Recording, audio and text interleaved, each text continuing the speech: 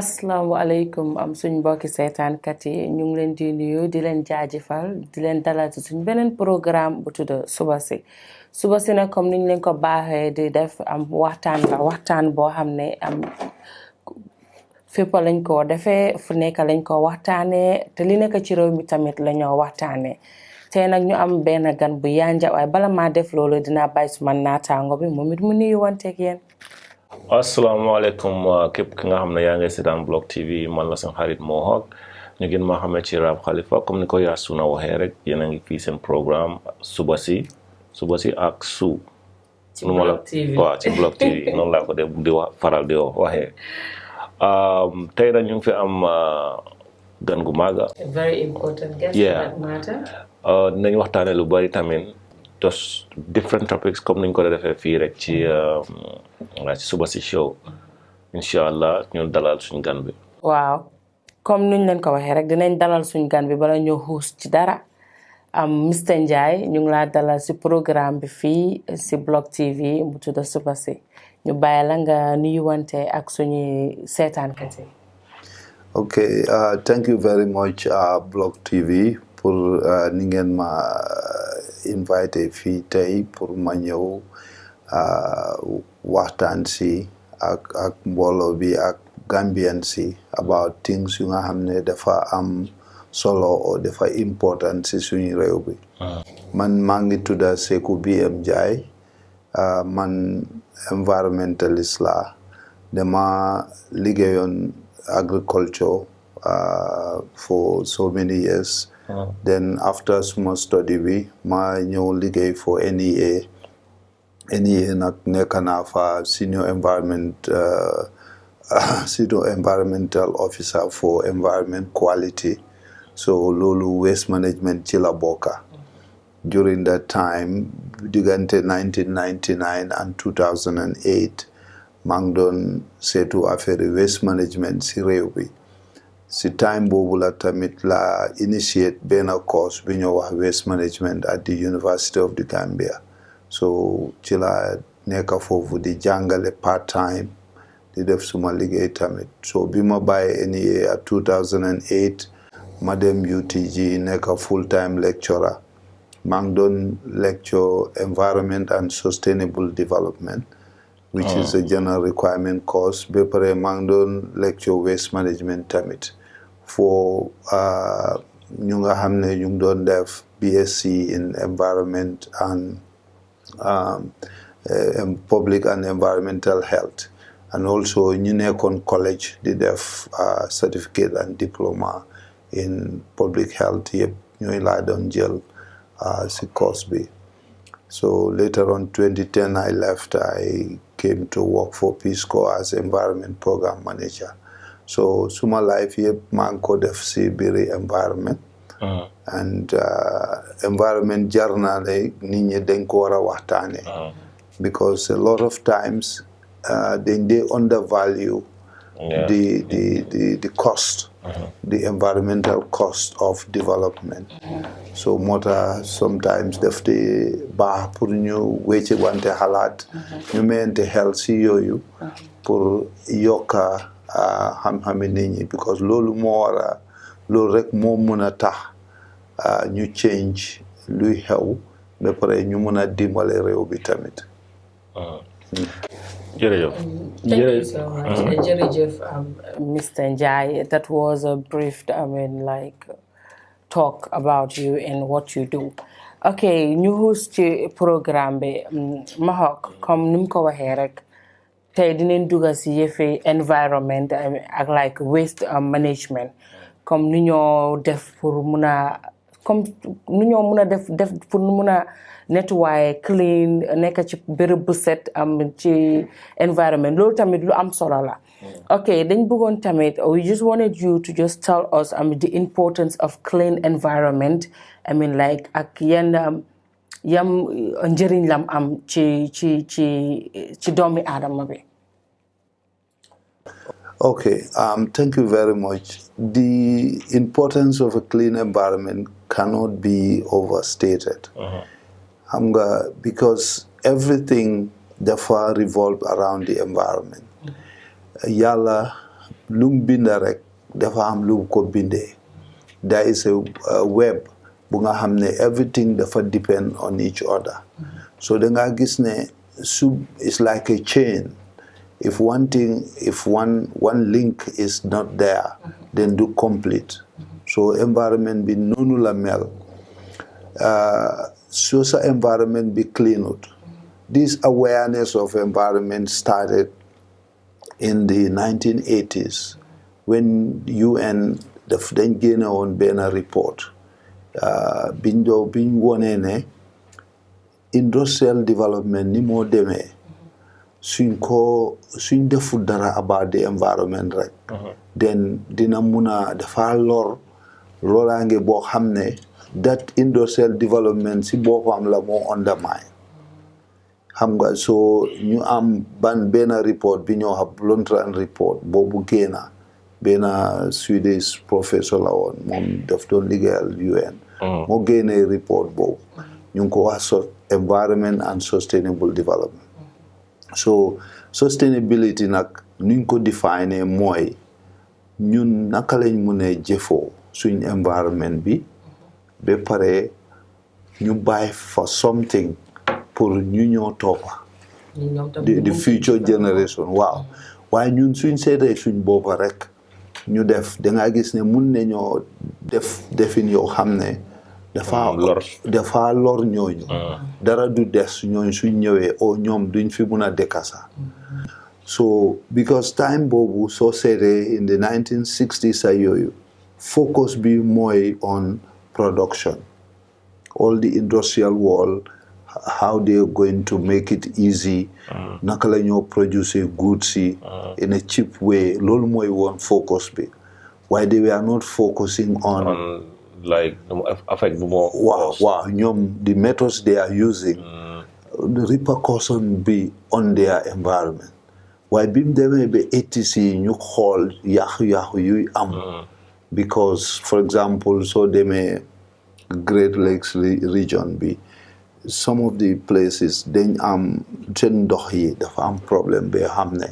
dañ condemn even the fish that are there they got contaminated so demee Japan Minamata they had mercury poisoning of a whole village bu nga xam ne ñu bari deewoon nañ because they were using mercury to mine gold mercury lañ day jël pour urus bi suñ ko gasee ba pare xam nga mercury daf dee combine with coal su combine ba pare loolu nga méthode boobu nga use génne ko extract ko waaw then léegi soo ko baxalee ñoom they have different boiling points so they have separate nicely waaye what they don't know is that waste bi soo ko sànnee si ndox bi dafa turn into luñ dee wax methyl mercury boobu su duggee si jën bi then yow soo lekkee si jën boobu you get mercury poisoning te loolu yoonu yëpp I think ne mun naa cause ay cancer yi ak many kinds of diseases yi nga xam ne ni moom lañ nekk kidney failure waaye mercury is worse because mercury lim dee def mooy jigéen bu ndaw ku nga xam ne mu ngi tollu si jur su mercury ente sa système bi even su fekkee ne time boobu biiruloo mun naa reduce the IQ of the baby that you are going to carry. Wow.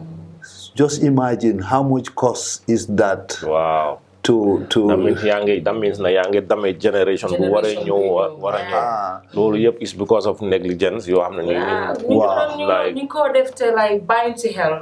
Yes.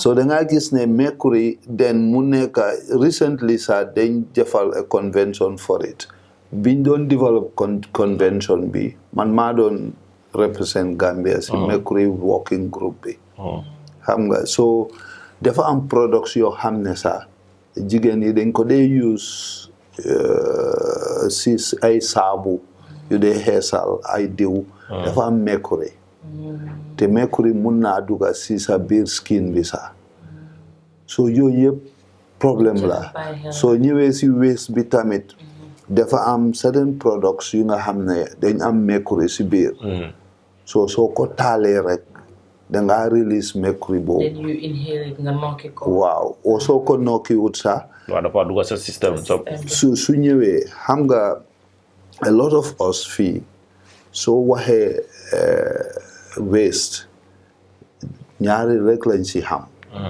xesew bi ak lifin bi saxaar bi. xesew bi ak saxaar bi is just 5% of the problem. xam nga. te man like ok doguma la sax de waaye waste bi su man lu ma jàng ak lu ma gis.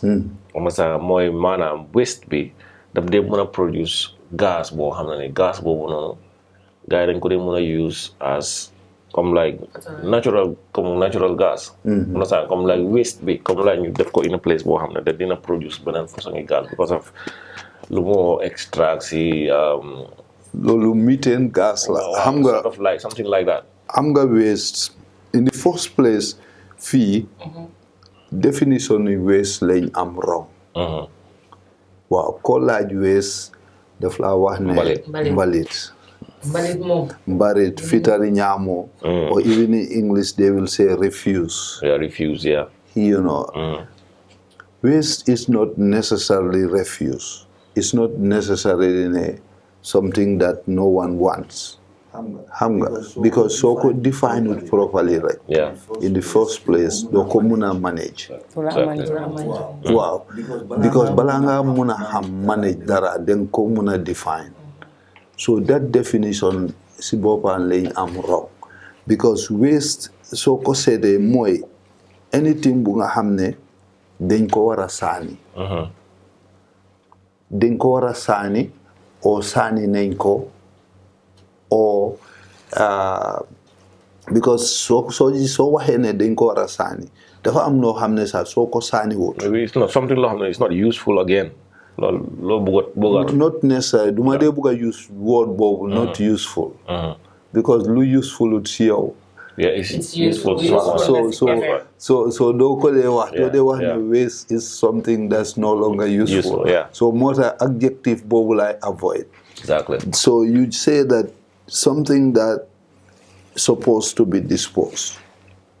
Lu nga xam ne dañ ko war a sànni for whatever reason. Ak lu nga xam ne already sànni nañ ko. You know? Yeah. Ak lu nga xam ne in its nature dafa wone ne dañ ko war a sànni. Foofu laa em. Xam nga dafa am ñuy jógee bitim réew yëpp yi lal yooyu ak taayas yi. dañ ko sànni waste la.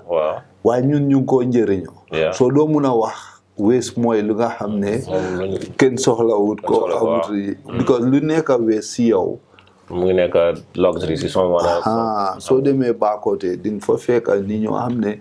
ñu ngi tànn things foofu di si am xaalis di si. waaye léegi man lu ma bëggoon a laaj rek mooy.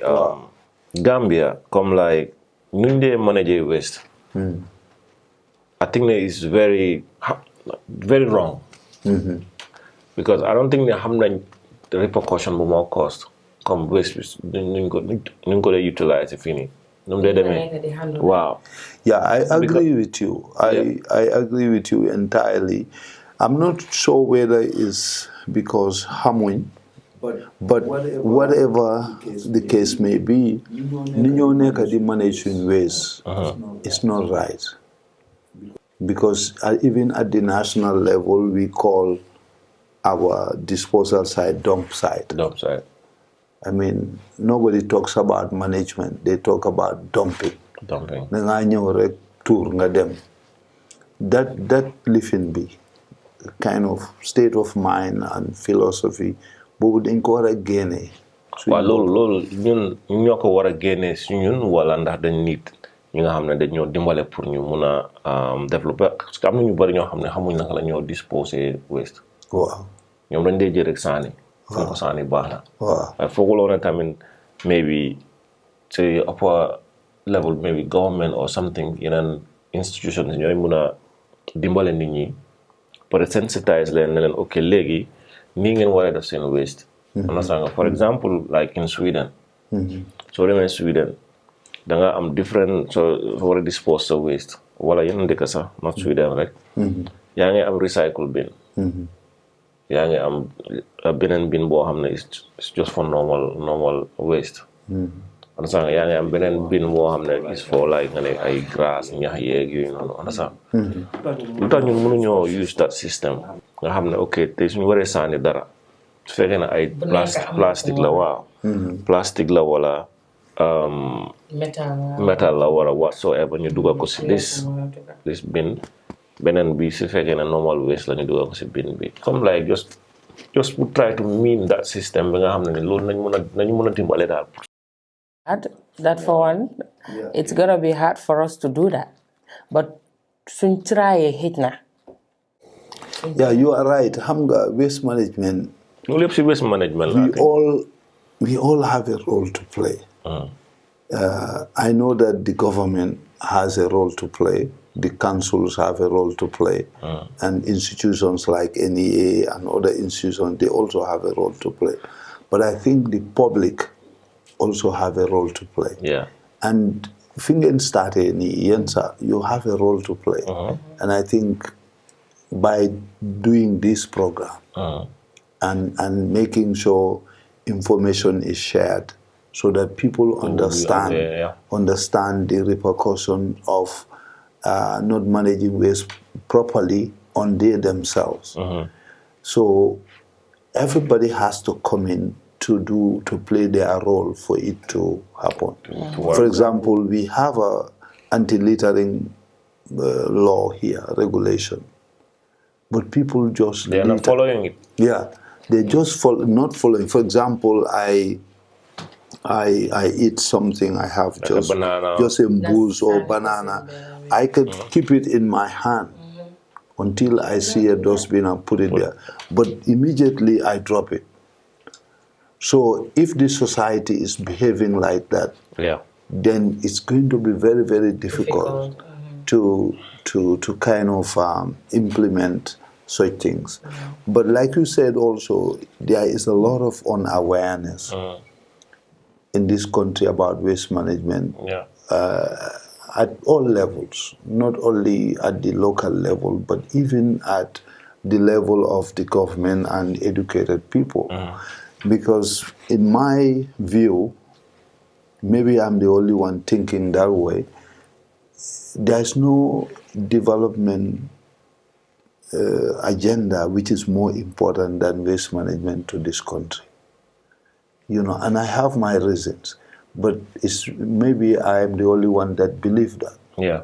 One, even though Gambia, we are the smallest country, but ñun ñoo fi gën a xat. Our population density is higher than Sweden, you know that.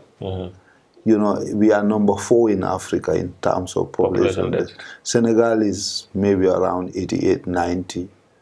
But why look at that population density? Because the country is small. We are 250 people per square kilometer.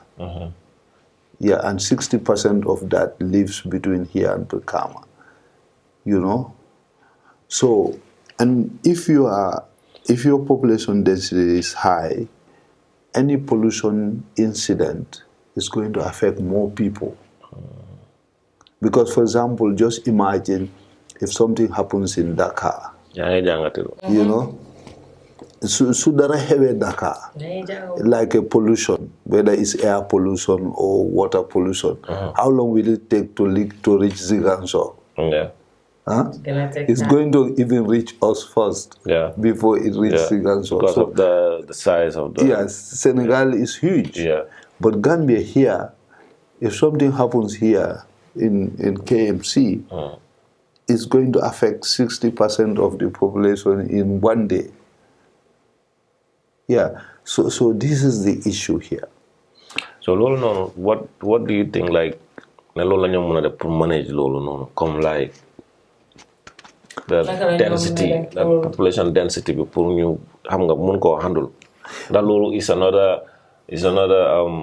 planning bo xam ni maybe do ko mëna handle because population density is going to go up because more and more Gambians are going to be born and the land is going to be infinite. The land that we have, the 11,000 square kilometers, is not going to increase. Yeah. It's just but the number of people in the country are going to increase. Wow. So population density gets higher. Like in 1965, there were just 365,000 people in the whole country. Now KFC alone is more than that. You know? Wow. So it's increasing. And now you see the West Coast region now. Yeah. You know, when I was going to Farato in 2000, almost nobody. But now it's a huge city. Yeah. It's coming up. Busumbala's tough city is coming up with somewhere in you know, Java and all that.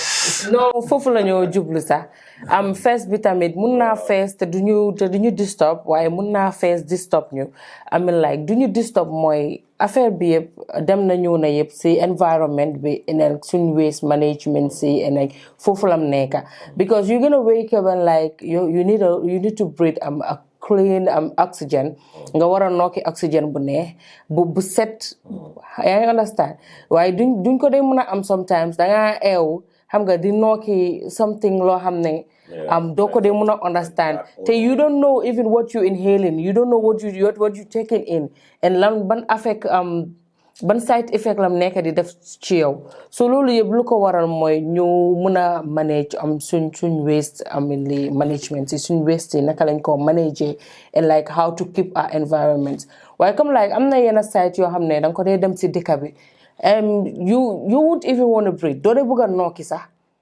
yaa ngi dégg si bunti kër yi no danga gis ku sampa këram very nice kër bi mu ngi nice then you dig a hole outside and like sa sangu bi sa everything sa ndox bu tilim bi everything mu ngi ñëw si biir yoon bi and like that loolu dafa nekka mu nekk a stagnant water and like xobi mango yi and like gis ku romba ku mel ni man sax téye mbuusi banaanaam tumbal fa and like loolu noonu mu ngi nekk mbalit and you xam nga loo nekk di def noonu foofu noonu loolu foog naa li ko cause tamit mooy comme amuñ naka tuddaati sewage systems yeeg yooyu noonu understand you dig it inside lan moo tax ñu ne ñuy lii nii naka sakawee digal sakawee sa biir kër yaa ngi génnee loolu mu ngi disturb environment bi the moment that ndox bi mu fa sa ndoxi sangu bi mu ngi génn ndox boo waasee jën yaa ngi ko tuur mu ngi ñëw si hole bi ñu ngi daje si koñ bi foofu kii romba ak mbusi banana mu saani fa like imaginal so sa éleksi soo bëggee romba foofu noonu nooy nookee.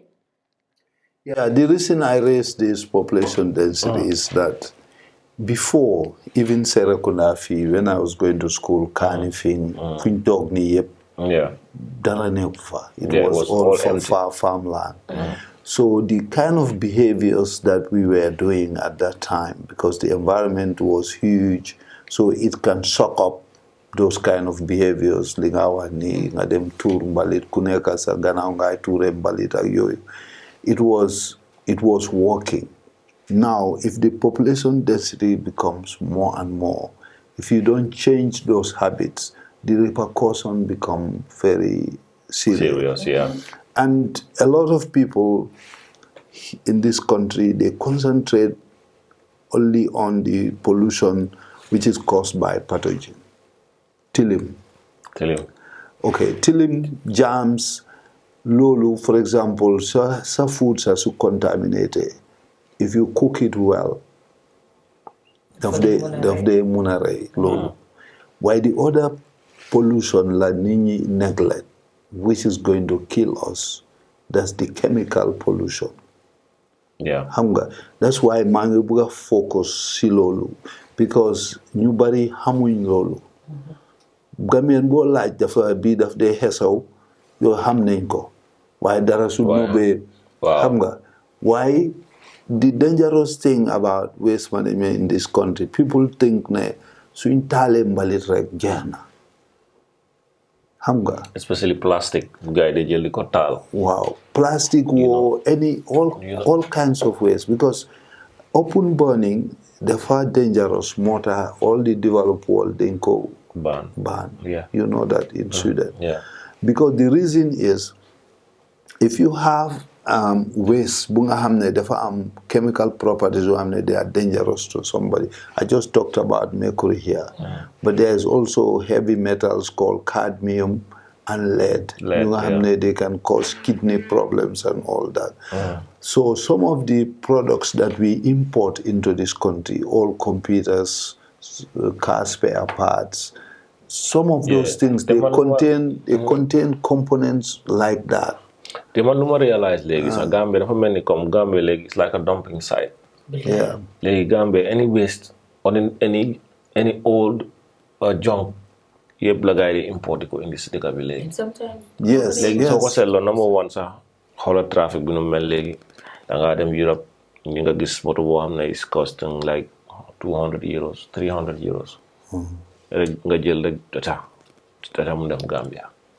Su ñëwee Gambia daw patakataka rek paan su ko defee yow nga xam ne yow mu ngi pollute number 1 mu ngi génnee saxaar boobu yëpp mu ngi cause pollution xam nga. Exactly. ba pare tam su paree moto bi dafa taxaw benn place. léegi da nga ko dee gis ñu taxaw si koñ yi. understand fa laa nekk ay yées. understand loolu yëpp dafa cause tamit environmental problem. Yeah, exactly. Moo tax bi nga bëggoon a define waste feel like something that nobody needs. Manela. Wow. Because foofu, all these things that are coming here, like Ilali, Togi, all that is waste from Europe. But mungi ñëw fii ñun ñu ko use. So da nga gis ne so define a waste as something that nobody needs. Da nga exclude ñooñu from your management. Yeah. Why so define it as something that needs to be disposed. Yeah. So lolu da nga include ñooñu yëpp nga xam ne di nga xalaatee dina mun a correct so that nga am a strategy for all of those. Xam nga yes they are contributing waaye ñooñu if they come duñ dee yaaga ñu yaaxu. Yeah. Tires yoo xam ne it's going to last only 1 month. Yeah. Mu jeex tàkk waaye indi nga ko fii ñooñu soo ko bàyyi woon Europe they will spend a lot of money to dispose it. Yeah. Now ñu mee la ko sax moo leen gënal nga indi ko fii yow nga amee the problem of disposal. Yeah, like for example in England, like if fekkee da nga bëgg a dispose yenn heavy stuff comme ay yenn TV yenn lal toogu dañ la dee charge. Council bi daf la dee charge. Yes, la dee charge 30 like for example £30 la dee charge for the disposal like let's say five stuff. Like say for example nga ne TV lal ak whatever nga boole leen mu nekk five things. Loolu dañ la dee charge. Then su yoo ko tamit ñu gën laa charge. Understand? So loolu nga xam ni is very important because soo ko war a dispose government bi daf leen a cost wala council bi daf leen a cost xaalis pour ñu war a dispose that material. Yeah. So léegi ñun Gambia ñun tamit like su fekkee ne am nañ li nga xam ne ni moom nañ bëgg a dispose te maybe xamuñ naka lañ ko disposer lan nga what advice nga foog de loolu la ko disposer in between. Wow. Na how. Yeah, we have to come up with rules.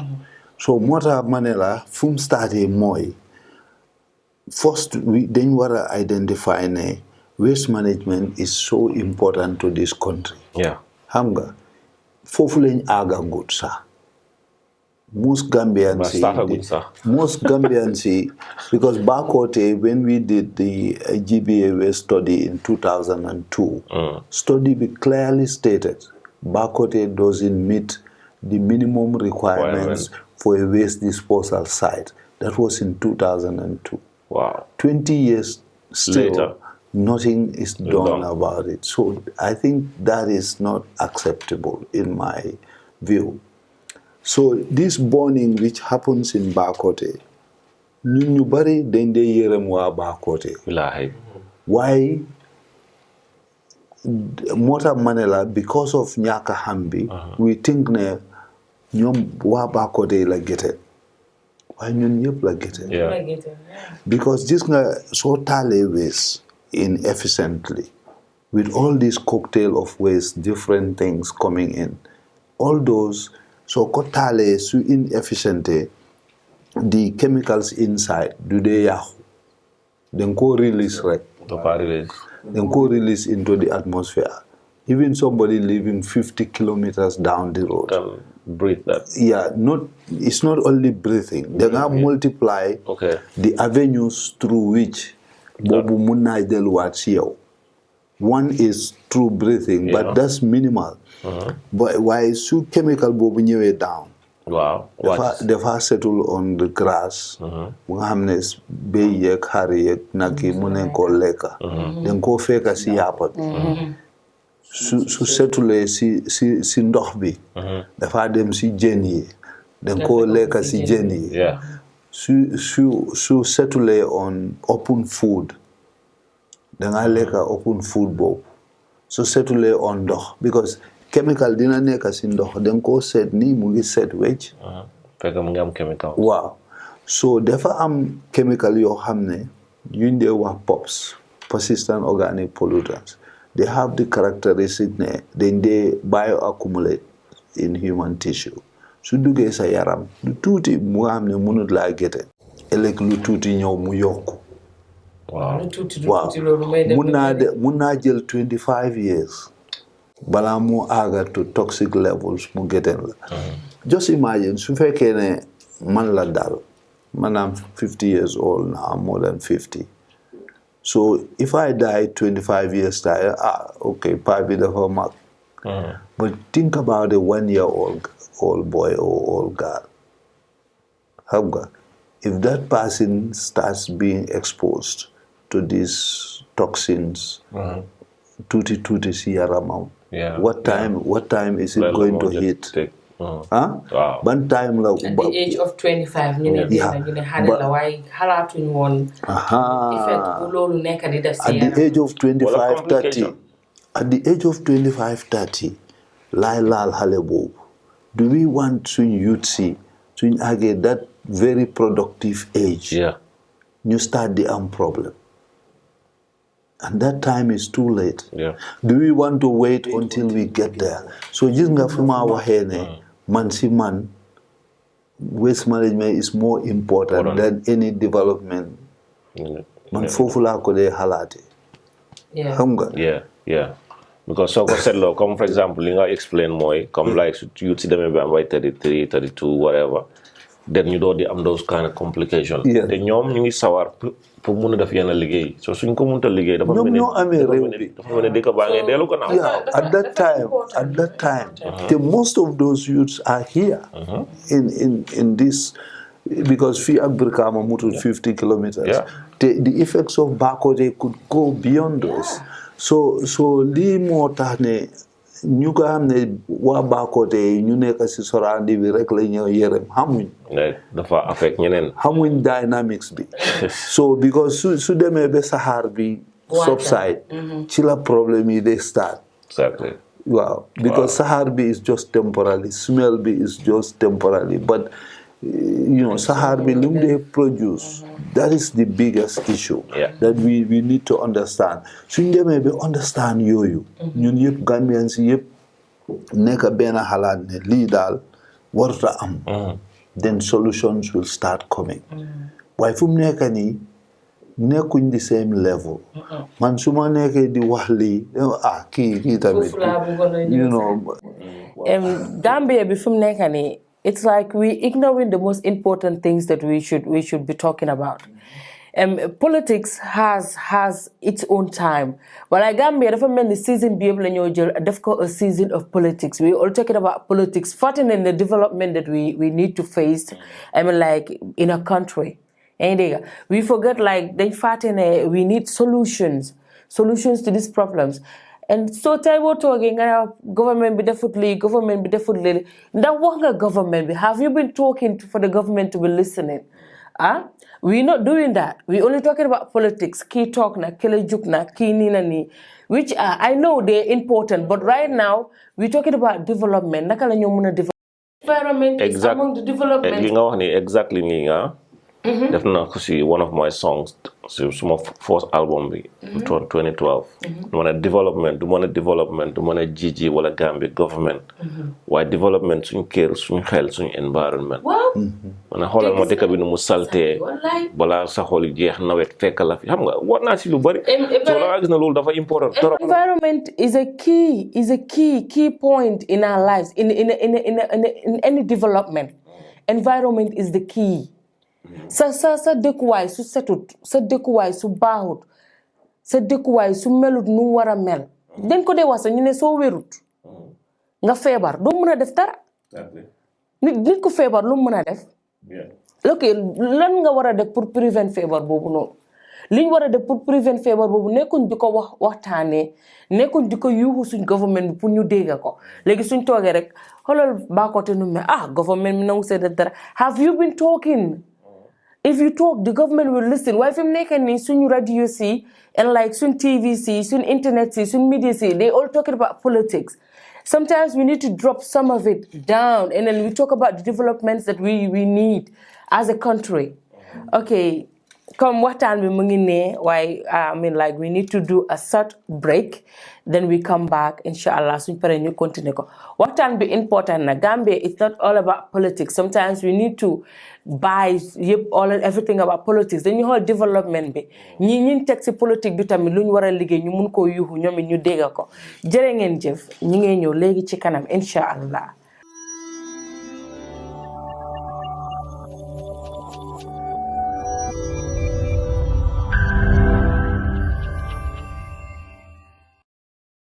Assalamu alaikum, ñu ngi leen di jaajëfal di leen di welcome back seen programme bi suba si fii am ci Block TV comme niñ leen ko waxee rek tey waxtaan bi neex na waxtaan bi yaañe na suñ gan buñ am tey mu ñoo jàngal parce que loolu lañ soxla Gambia bi dañ soxla pour jànga dañ soxla pour am like solutions to our problems waaye loolu yëpp ci ñun la des parce que ñun ñooy government bi ñun ñooy Gambia ñun ñoo moom dëkk bi kon su ñun la war a commencer.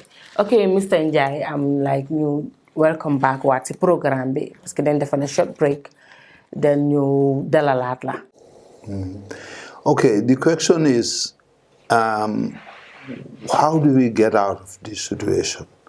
Waa naka lañ mën a génn yow man si suma xalaat ñun ñëpp dañ fa am kër li xew si Gambia bi léegi and that this is general ñu bari dañoo joxoñ te loolu du suñ aada as Gambians soo seetee and this cuts across all tribes Gambia fii suñ waajur yi dañ dee ndamoo ne man maa def lii maa dimbale man maa dundal suma njaboot waaye now things have gone upside down Gambians see a lot of us then they talk blame other people pour seen problem they either blame government or blame sa yaay sa papa sa ku nekk but not yourself so a problem su xewee rek yow da nga war a seet so focus on the problem alone you get more problems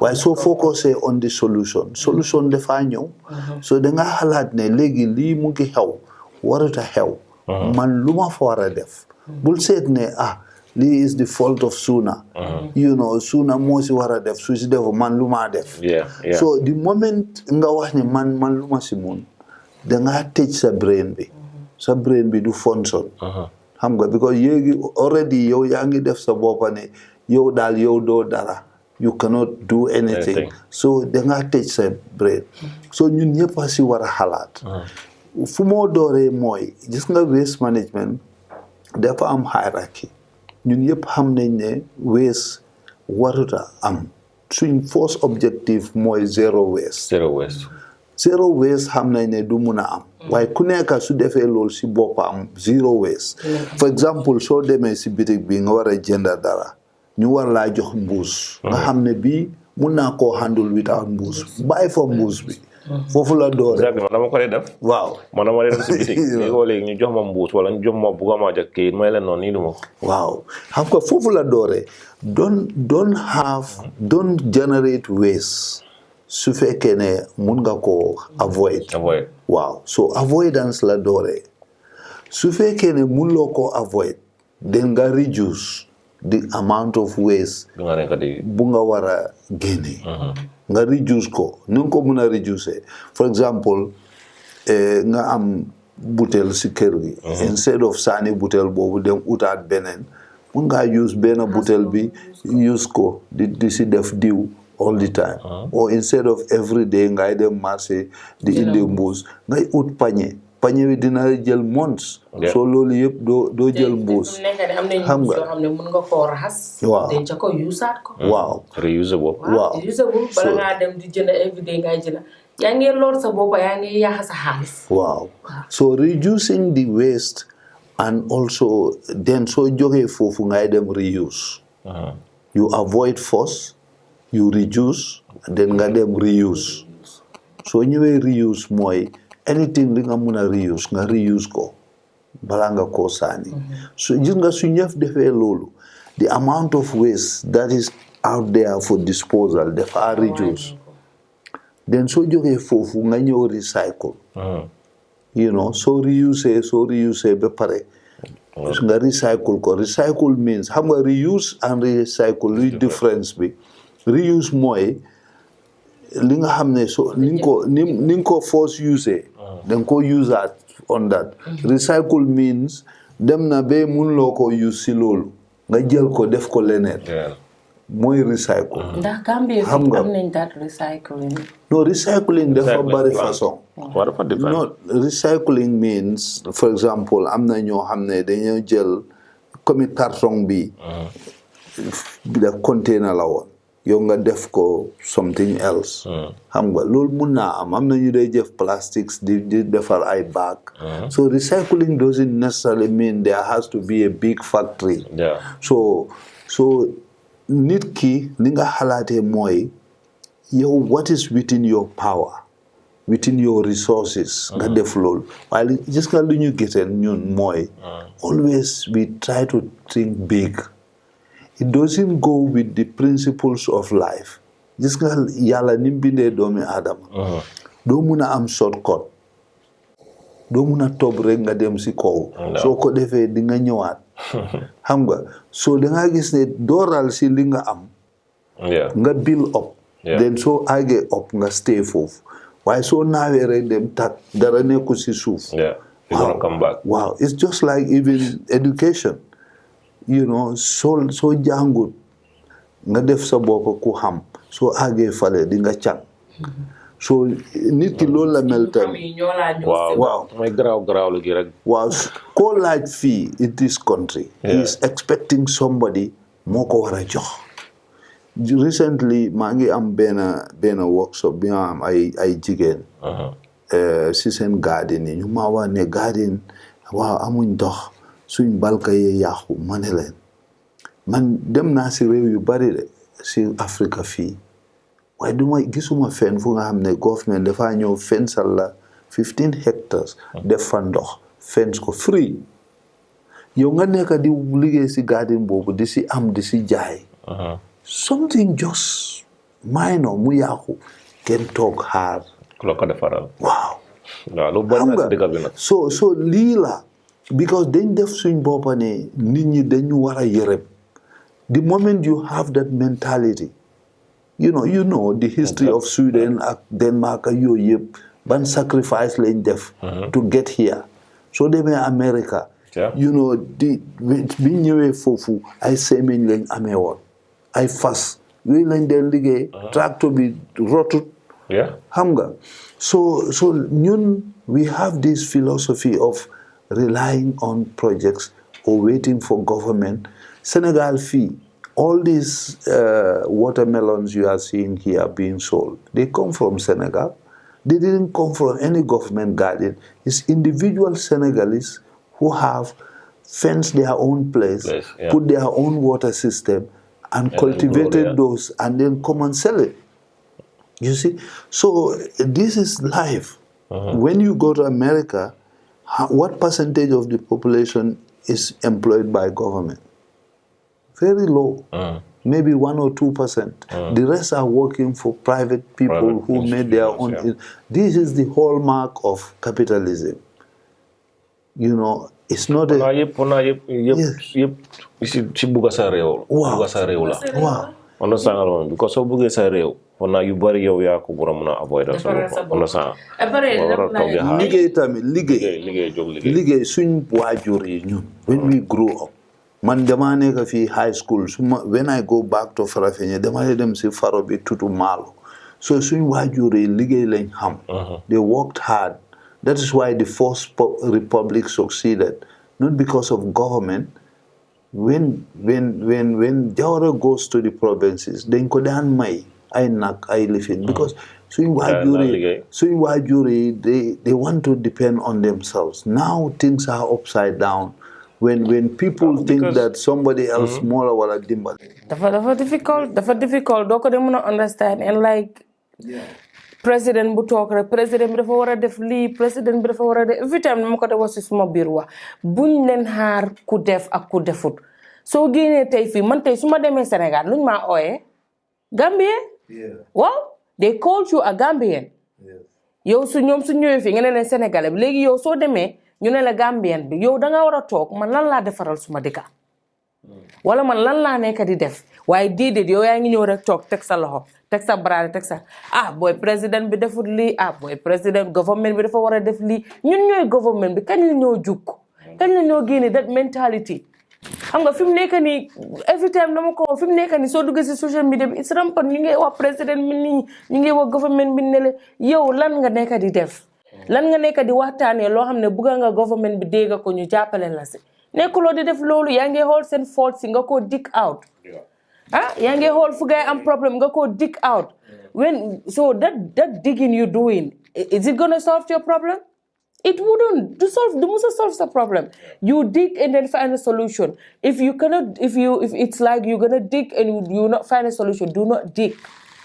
Waaye yaa ngi xool seen fault si yaa ngi wax fii ports nii la ports nele la ports nii la waxtaan bi dëgg la moom waxtaan bi nee na waxtu bi mu ngi ñoo jàmm am na yoo xam ne mënuñ koo bàyyi mu romba so just comme like nga wax ñu tuuti just a kind of small advice boo xam ne mën nañ koo tëjee and like lu ñu war a def ak yooyu noonu comme nga sànni ñu daal dara rek tuuti rek. One thing that I want to close with is I read a famous writer's book which he said it's not the snake bite that kills you but you running after the snake.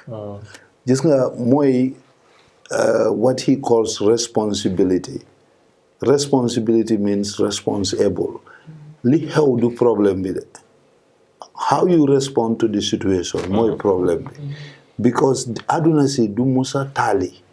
There will always be issues, there will always be problems. People are going to do things that you don't like or they will do things to you that you don't want to do. You want them to do. But you know what? That's not the problem. Mom li mu wax mooy lu la jot rek sa fault la. It's you to blame, not anybody else. Because lu la jot is not the problem. Yow ni nga respondé. For example, nit su la soo ko rawee yaa ngi si kanamam mu oola saaga la. You have 3 options. Option 1, nga ñëw delluwaat to his or her level nga xeexa moom. That's option 1.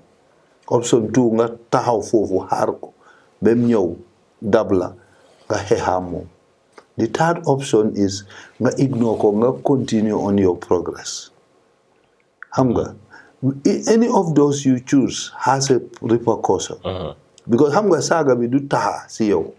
Waaye mentally soo ko interpréter ne lii foog ma faj ko. Because yow yaa ngi ko raw.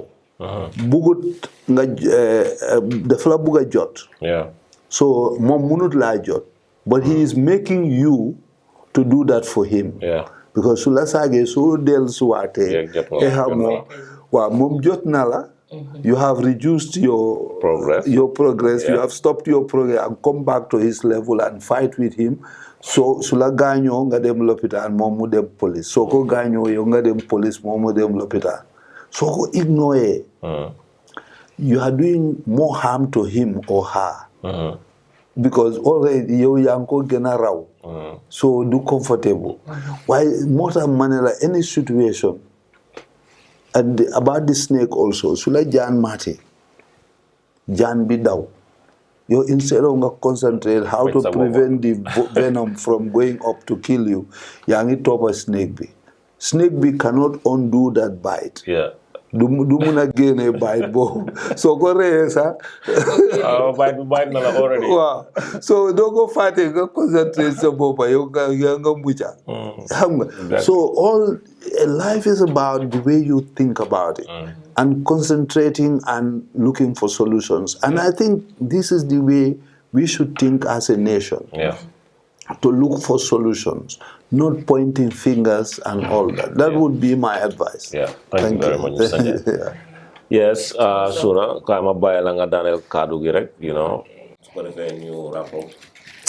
Jërë ngeen jëf suñ mbokki seetaankat yi li leen fi amaloon tey wax nañ leen bés bu nekk ak saa su nekk ñu ñoo ñëwee jàngat lañ wax réew mi ñoo ko moom nañ leen bokkal liggéey ko nañ leen bàyyi di toog di wax ne kii moo war a def lii kii moo war a def lële nañ leen di ñoo xam ne ñooñu ëpp xam-xam te mun nañ ñoo jàngee ci ñoom ñu ñoo jàngal te woon ñu fi ñoo teg suñ tànka am suñ gan bi ñoo am tey ñu ko gërëm di ko sant muy Mr Njie am jërëjëf si taxawaay bi jàngee nañ ci lu bari te gëm naa ne ñi tamit di seetaan dinañ ci jàngee lu bari it's not only about the government, it's not only about politics. Sometimes you bring some important things that people should talk about. Thank you so much and jërë ngeen jëf. Bye bye.